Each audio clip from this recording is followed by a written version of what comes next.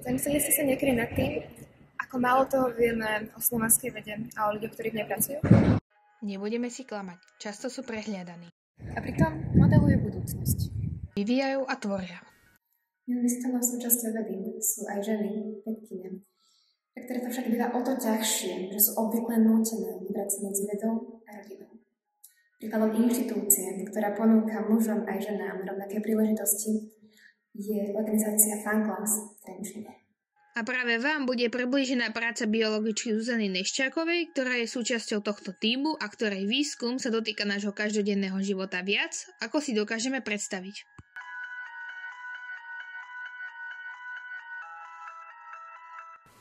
Dobrý deň, vítajte.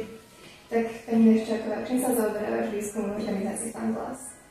Ja som biologička a pracujem na oddelení biomateriálov, kde spolu so svojimi kolegami pripravujeme materiály, ktoré sa majú svoje použití v medicíne. A v ktorých oblastiach konkrétne? Pripravujeme materiály, ktoré sa používajú pre regeneráciu a hojenie tvrdých tkanív, takže je to najmä kostí, ale aj zubov a používajú sa hojenie v stomatológii.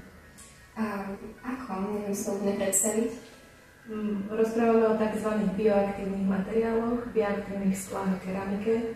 To znamená, že sú to materiály, ktoré sa po kontakte s ľudskými a telovými tekutinami premenia na hydroxyapatít, čo je minerál vlastnej ľudskej kosti.